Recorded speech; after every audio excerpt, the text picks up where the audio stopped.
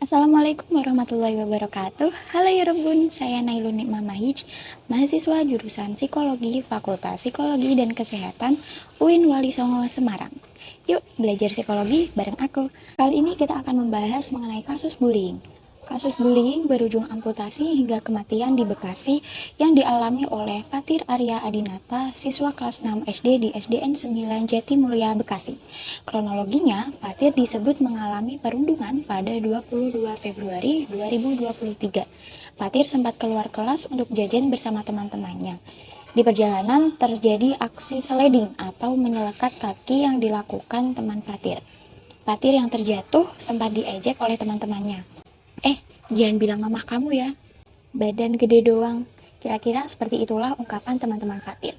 Kemudian Fatir ditinggalkan sendirian dalam keadaan masih terduduk. Fatir mendapati kakinya memar setelah jatuh.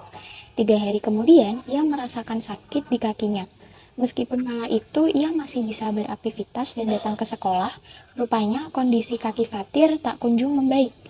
Awalnya pihak keluarga membawa Fatir ke klinik untuk diberikan obat pereda nyeri. Namun, karena Fatir masih merasa sakit, akhirnya kaki Fatir dirontgen dan hasil dari rumah sakit menyatakan bahwa kaki Fatir harus diamputasi. Pihak rumah sakit juga mengatakan bahwa kaki Fatir mengalami kanker tulang karena infeksi yang dibiarkan terlalu lama. Rupanya, Fatir sudah menderita sejak lama, namun takut untuk lapor kepada orang tua atau guru karena ancaman dari pelaku. Bahkan ia sampai meminta ibunya untuk berjanji agar tidak marah sebelum ia bercerita dengan detail perihal apa yang terjadi di sekolah. Pada bulan Agustus, dokter menyatakan Fatir harus menjalani operasi untuk amputasi kaki karena kondisi kesehatan Fatir yang menurun sejak kejadian tersebut. Kaki Fatir akhirnya diamputasi di Rumah Sakit Darmasi, namun kondisinya terus memburuk pasca operasi.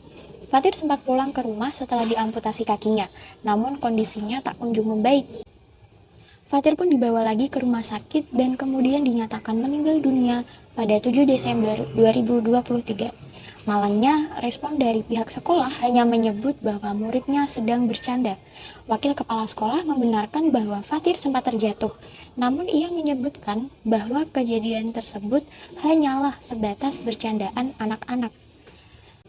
Menurut American Psychiatric Association, bullying adalah perilaku agresif yang dikarakteristikkan dengan 3 kondisi, yaitu pertama, perilaku negatif yang bertujuan untuk merusak atau membahayakan, kedua, perilaku yang diulang selama jangka waktu tertentu, ketiga, adanya ketidakseimbangan kekuatan atau kekuasaan dari pihak-pihak yang terlibat. Kasus bullying dapat terjadi di mana saja, baik di sekolah, tempat kerja, atau bahkan di dunia maya. Bullying memiliki efek jangka panjang bagi korban dan pelaku bullying itu sendiri. Korban akan merasa bahwa percaya dirinya dirampas oleh pelaku. Ketakutan atau rasa trauma yang dialami korban bully di sekolah dapat memicu mereka untuk putus sekolah.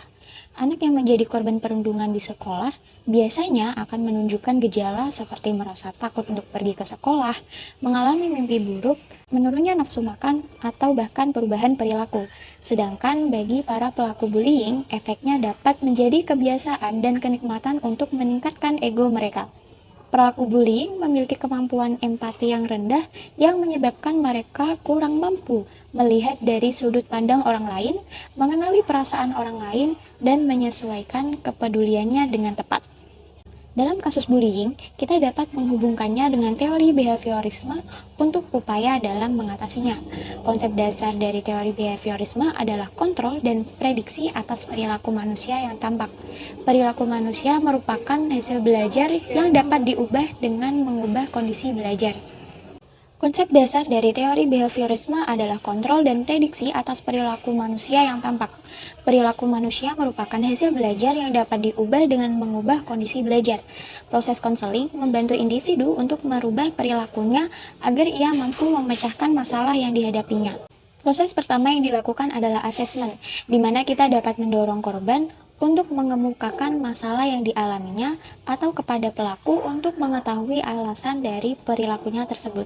Asesmen dilakukan dengan tujuan untuk mengidentifikasi metode apa yang akan dipilih dan sesuai dengan tingkah laku yang ingin diubah. Setelah mengetahui permasalahan dan merumuskan metode yang tepat, kemudian dilaksanakanlah implementasi metode untuk mengubah perilaku seseorang dengan suatu hal yang telah dikondisikan melalui pembiasaan. Bullying dapat diantisipasi dengan pencegahan sejak dini melalui pendidikan moral, penerapan konsep kekeluargaan dan tanggung jawab, serta membangun sikap empati kepada anak. Orang tua juga perlu membantu anak membangun konsep diri yang baik, yaitu bagaimana pandangan anak terhadap dirinya. Pandangan diri yang baik bisa dilakukan dengan menciptakan lingkungan yang suportif dalam keluarga. Misalnya, orang tua tidak sering menyalahkan anak karena itu bisa merusak konsep diri mereka. Tidak hanya di lingkungan rumah, lingkungan sekolah juga memiliki andil yang besar dalam mengatasi kasus bullying. Langkah lanjutan perlu diambil apabila salah satu murid telah menunjukkan tanda-tanda perundungan. Pihak sekolah harus memberikan hukuman yang tegas agar pelaku bullying menjadi jera. Pendidikan tidak boleh hanya berfokus pada asupan ilmu yang disodorkan pada setiap individu, namun juga gangguan-gangguan dari dalam jiwa atau diri dari peserta didik yang membuatnya terhalang dan terganggu dari menyerap ilmu-ilmu yang diajarkan. Sejauh mana kondisi tersebut mempengaruhi jalannya proses belajar mengajar, dan strategi apa yang efektif untuk membantunya dapat fokus kembali. Agama Islam juga telah menjelaskan pentingnya saling menghargai sebagaimana yang dijelaskan dalam Quran Surah Al-Hujurat ayat 11 yang artinya, janganlah kamu saling mencela satu sama lain, dan janganlah saling memanggil dengan gelar-gelar yang buruk. Seburuk-buruk panggilan adalah panggilan yang buruk atau yang fasik setelah beriman. Di dalam Al-Quran dijelaskan bahwa salah satu upaya untuk mengantisipasi bullying yakni dengan meningkatkan ketakwaan kepada Allah, berdoa, dan membiasakan perkataan yang baik dengan memberikan pendidikan agama, mengajarkan nilai-nilai kebaikan, dan melakukan kegiatan bimbingan dan konseling. Agama merupakan pedoman hidup manusia dan sangat mempengaruhi kontrol sosial seseorang. Ajaran agama yang tidak diajarkan dengan baik kepada seseorang tentu dapat menimbulkan sikap menyimpang seperti halnya perundungan. Bullying harus diantisipasi melalui internal maupun eksternal. Faktor internal tersebut meliputi jasmaniah dan psikologis. Sedangkan faktor eksternalnya yakni orang tua, guru, dan juga masyarakat. Oke, selanjutnya kita beralih ke topik kedua. Kali ini kita akan mereview sebuah film berjudul Inside Out. Udah pernah nonton film ini belum?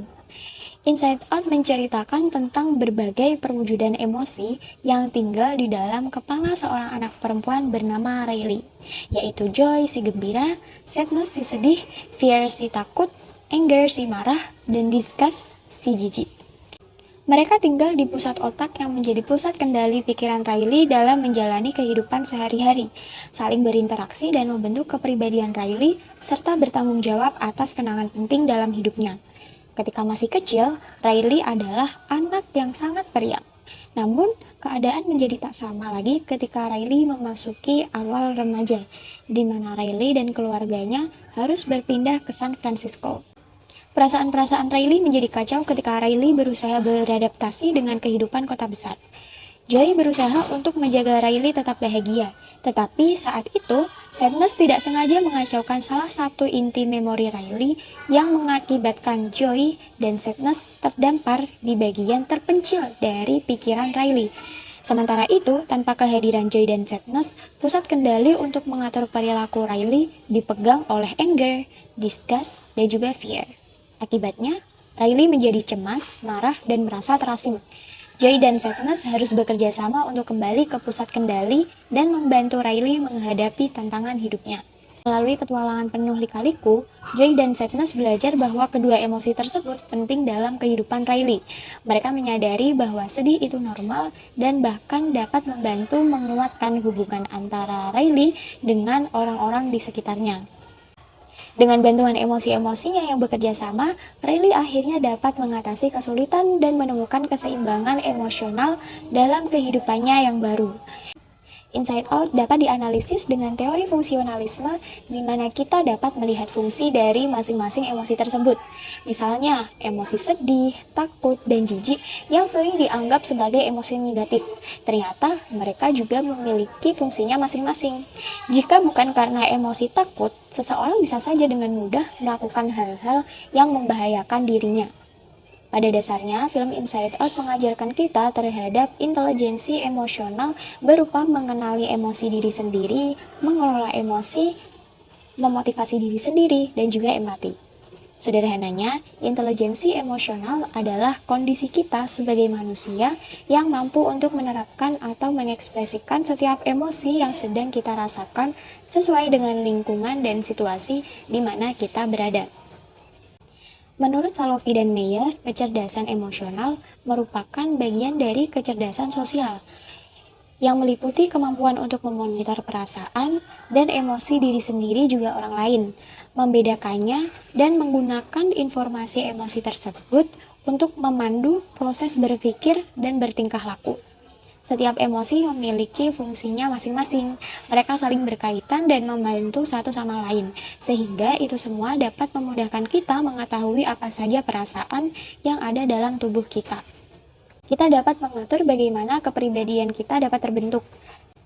Ketika kita telah berhasil memvalidasi perasaan yang sedang dirasakan, kita diharapkan memiliki kemampuan untuk mengelola emosi. Hal ini melibatkan kemampuan untuk mengenali emosi yang muncul, memahami penyebabnya, dan mengatur respon emosional yang tepat. Sehingga seseorang dapat mengungkapkan perasaannya secara tepat dan seimbang, menghindari perilaku impulsif, serta merespon situasi dengan cara yang lebih konstruktif. Memiliki perasaan kontradiktif atau merasakan berbagai perasaan berbeda dalam satu waktu dengan emosi yang kita rasakan juga suatu hal yang normal. Sama seperti pada adegan terakhir di Inside Out yang akhirnya mereka saling bekerja sama untuk mengeluarkan emosi Riley. Inside Out juga mengajarkan kita bahwa setiap emosi yang kita miliki juga dirasakan oleh orang lain. Ketika seseorang telah berhasil memvalidasi dan mengelola emosinya, maka akan timbul dorongan positif berupa antusiasme dan optimisme. Namun, faktor lingkungan juga dapat mempengaruhi terhadap stres yang dialami seseorang. Intelijensi emosional memiliki fungsi yang penting karena mampu membantu individu dalam penguasaan soft skill seperti self-awareness, self-regulation, motivation, dan juga empati. Dengan menguasai soft skill tersebut, individu dapat memiliki hubungan yang menyenangkan dengan lingkungannya. Baiklah, sekian materi yang saya paparkan mengenai topik yang dapat kita hubungkan dengan psikologi. Terima kasih sudah diperhatikan dan maaf bila ada banyak kesalahan. Wassalamualaikum warahmatullahi wabarakatuh. Bye!